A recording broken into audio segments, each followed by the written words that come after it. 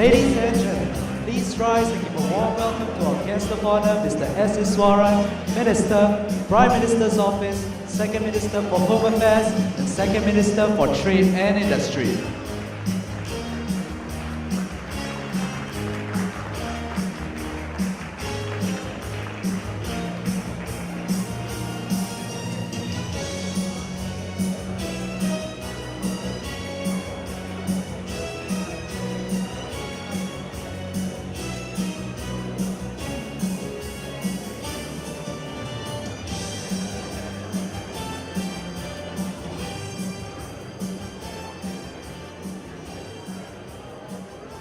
Everyone, please be seated.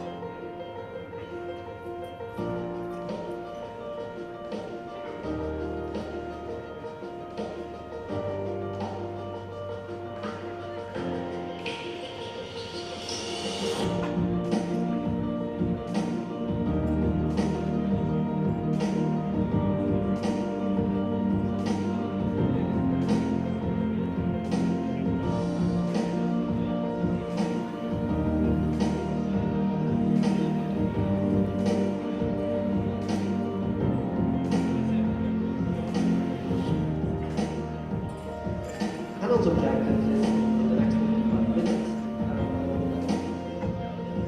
Here in Singapore, I guess, it's very important that all of us like it.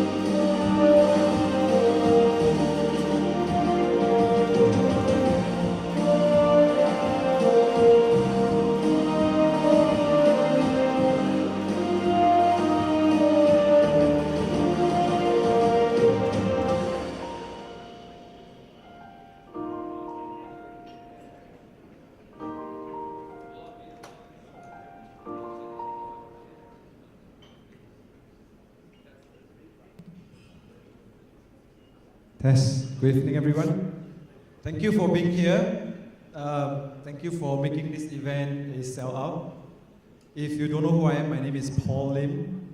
I'm sorry to take you out from your Thursday evening. I know some of you start work late on Friday, so it's okay, right? So you can get drunk tonight if you are not driving. If you are driving, please don't get drunk tonight. Leave some wine for me to bring home and I get drunk tonight myself. Again, seriously, thank you for coming. I mean, we brought the event back from Hong Kong and Shanghai and living it in Singapore from now on. And I told my team that if it's run in Singapore, I will fill up the hall. This was 12 months ago. 3 weeks ago, only 7 tables were sold.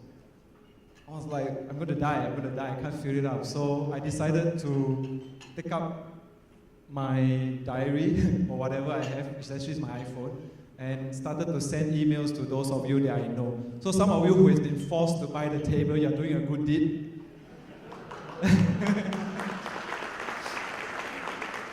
Many of you are here and you know that you are sitting with friends that you do not know yet. I left you all there for a purpose. Those guys who comes under the company's invitation, I don't really know who you are, so I can't do anything yet. Our event is really very unstructured, supposed to be very informal, but I was told that I need to dress up, so we put black tie, because I'm wearing a black tie. So some of you decided to wear a tuxedo. Thank you very much. You look very, very handsome. Minister, you look very, very handsome. For those who are tricked by me, I'm sorry. They said, should I come in a tuxedo? I say, it's up to you. If you don't want, it's okay. Then they came in a tie. Then they see the guys in tuxedo. They say, oh, I should have wear a tuxedo. I'm like, it's not my problem. It's yours. If you dare, you should wear. You should not wait for me. Okay, I shall not joke anymore, right? Let me start by doing this. I'm going to invite my chairman, my founding chairman, my mentor, Dr. Robert Yap, to do an opening. Dr. Yap.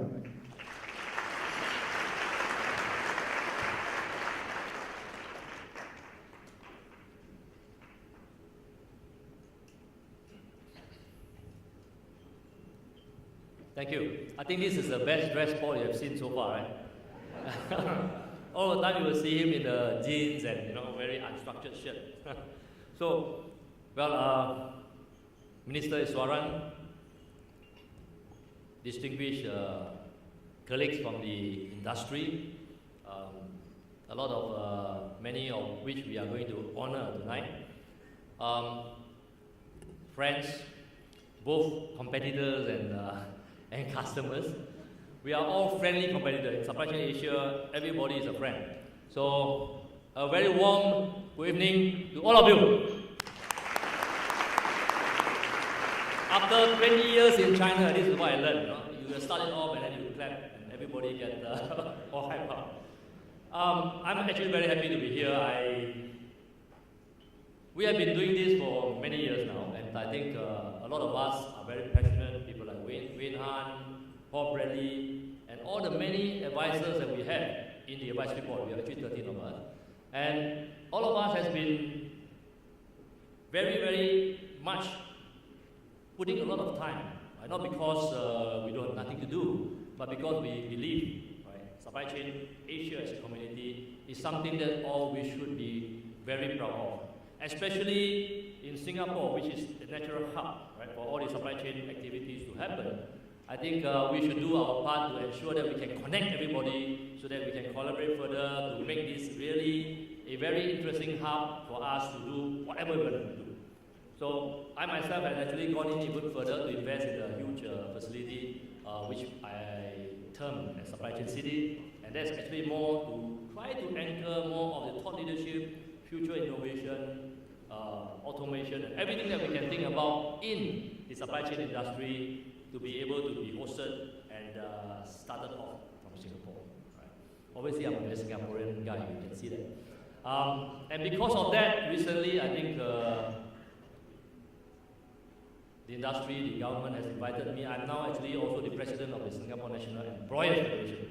So that is a very tiresome job because now I'm supposed to serve the bosses. Right? So, and then work with the labor union is the National Trade Union Congress, that's the employee part, as well as the government. Right? So we have a very strong tripartism, which many of you may not realize. Actually, it's a very strong foundation for Singapore economic growth and prosperity. And this is a foundation that we intend to hold very dearly, a foundation which every country or many countries in the world today are very, very jealous about. Right? The foundation that allows us to actually have industrial harmony and peace for us to do what we want. In the Supply Chain Asia industry itself, right, I personally has been very much involved for the last 37 years. I don't look so old, right? But 37 years personally in that industry, from simple transportation. I used to work in the port. I don't know whether you see me in the port before. As a young man, running around chasing cargo, chasing officers to sign all the cargo manifests and from one place to another. And ever since this industry really, really bloom, right, and grow. And Singapore is a natural place for us. So Singapore is a hub, a crossroad, and a place where the government is actually very pro-business, right, which is a very good thing. And at the same time, we have been able to attract many multinational companies here that provide us a strong base for networking, for our business to grow, right? Roots and relationship with these customers as they expand throughout Asia.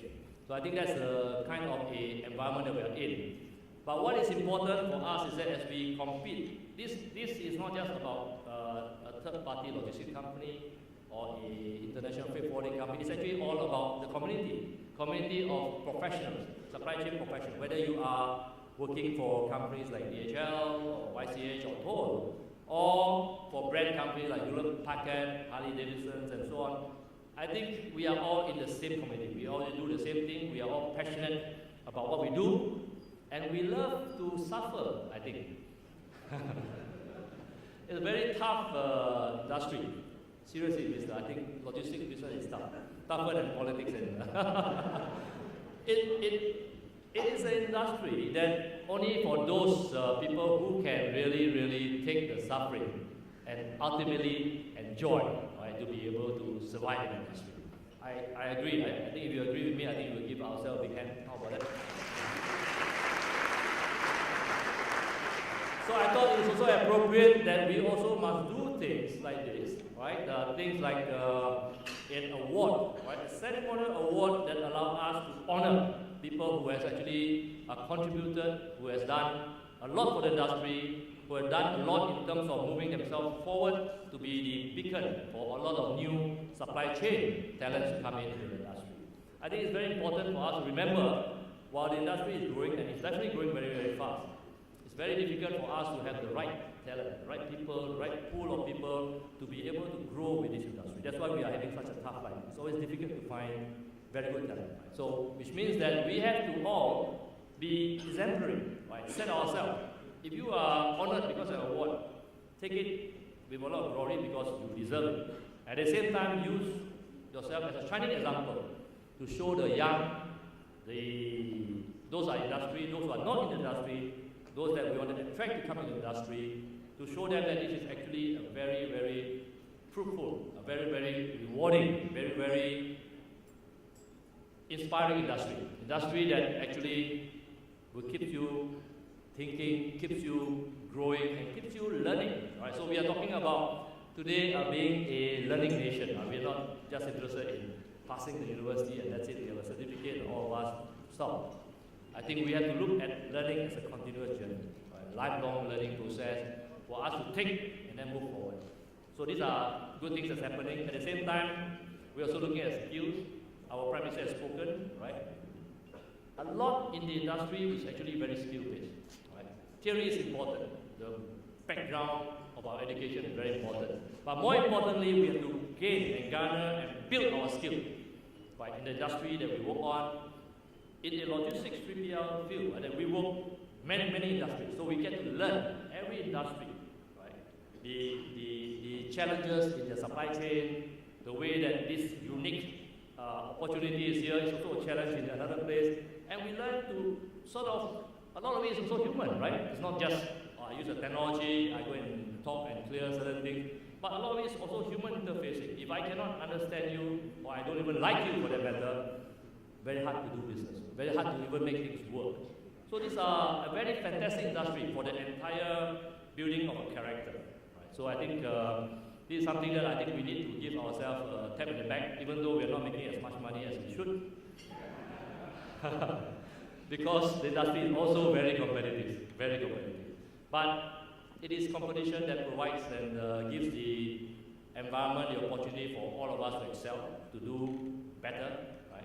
And at the same time, and look at how we can contribute back, right, to the industry that we're in, to the countries, to the environment that we serve. I think this is a very important part of us. In that aspect, I'm very happy because we also have a training arm. We have Supply Chain Asia Academy and so on.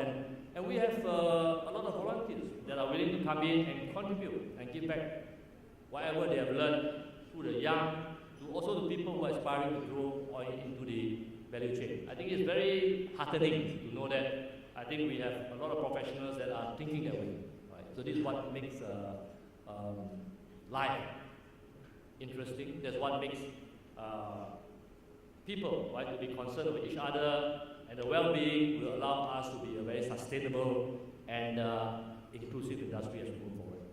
So with that, I hope all of you will join me later on to congratulate all the winners and have a great time. Thank you very much.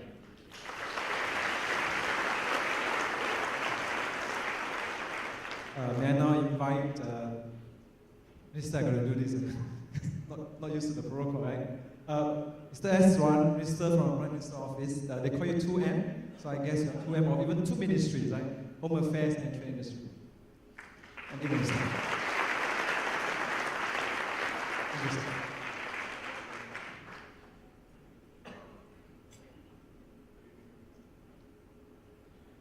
Good evening, everybody. I was listening very closely to Paul and also to Robert, and I've learned two things today already. The first is I've always assumed that people in the logistics sector tend to be the quiet achievers behind the scene. Clearly, I'm mistaken. And secondly, I've also realized that Robert thrives on suffering. And we will add to it, I assure you. Good evening, everybody, and very pleased to join you in this awards event. And so, congratulations to all the award recipients who will be receiving the awards tonight, recognizing outstanding individuals and organizations in the industry, logistics and supply chain management. I did want to make a few points from our perspective in the government as to how we see the industry and how we see ourselves working with you in the industry to grow the opportunity set for all of us. It's a dynamic industry with a lot of potential, and not least because we expect the middle class of Asia to grow significantly in the next 15 years. And by some estimates, it's a six-fold increase from 500 million to 3 billion by 2030. And that means getting products and services and fulfillment and that last mile is going to be critical. And while this rapid growth in demand will provide significant opportunities for the logistics companies to grow your businesses, we also believe it poses significant challenges. Asia has a very wide geographic span, traverses many national boundaries, and it has a very diverse customer base. This year, Singapore was ranked the top logistics hub in Asia by the World Bank. And I think this is attributable to a few key factors that account for Singapore's strengths.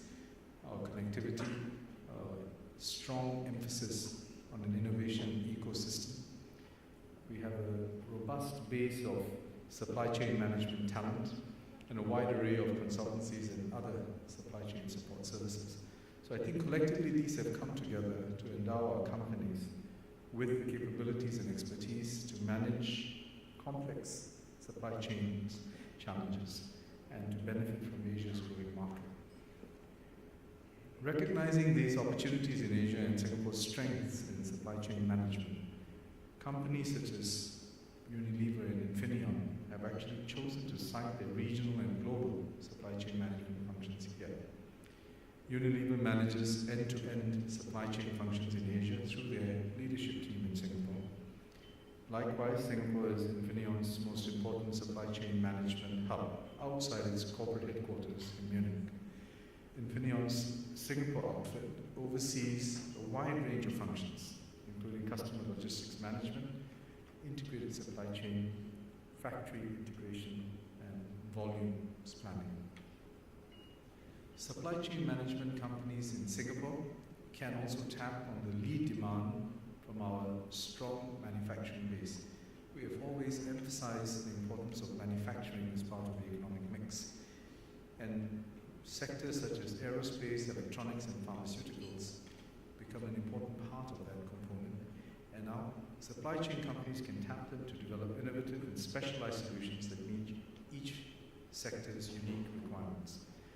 In pharmaceuticals, for example, the importance of the cold chain, temperature-controlled supply chain, is a critical part.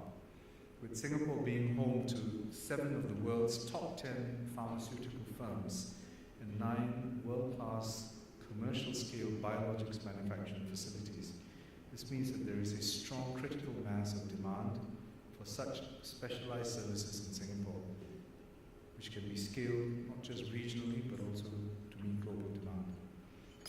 To innovate and develop solutions for specific industry needs, several logistics companies in Singapore have established centers of excellence. For example, DB Schenker set up its first global solution and competence center outside Germany here. The center focuses on production, vendor-managed inventory solutions for the electronics and industry sectors. Earlier this year, UPS also established its trade management services regional headquarters in Singapore to consolidate and strengthen its consulting expertise on trade compliance and supply chain network optimization for the Asia Pacific. These centers of excellence not only enrich the diversity and capabilities of the supply chain management industry in Singapore, but they also play an important role in leveling up the expertise of our local talent pool. So talent is a critical success factor for any industry and certainly for the logistics and SCM industry.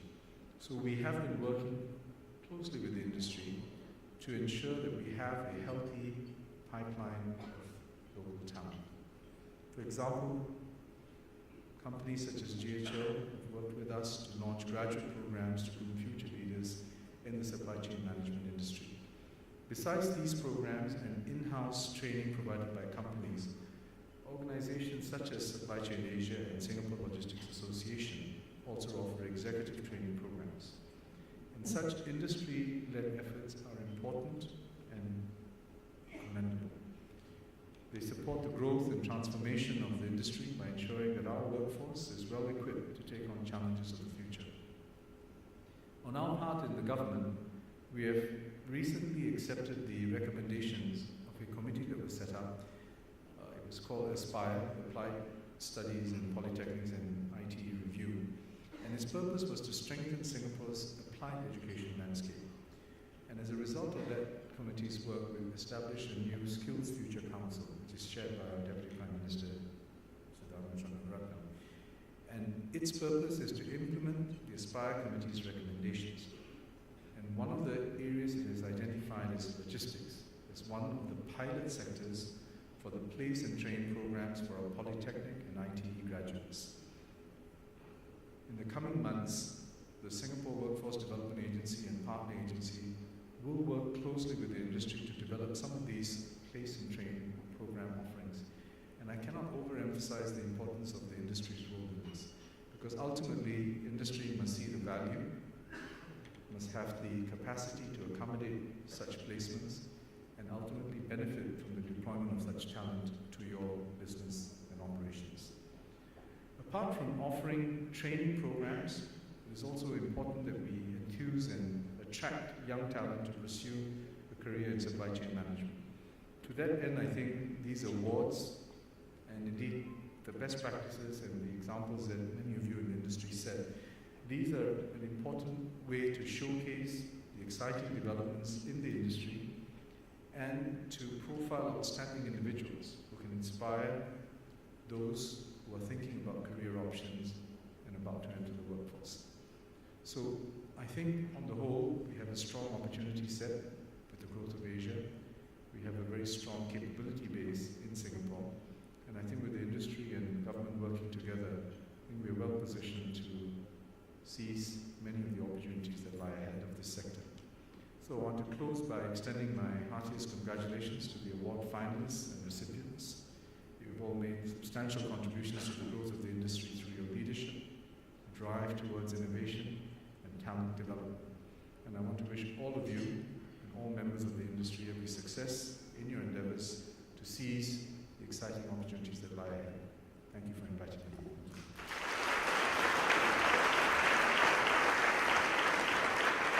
Yes, sir.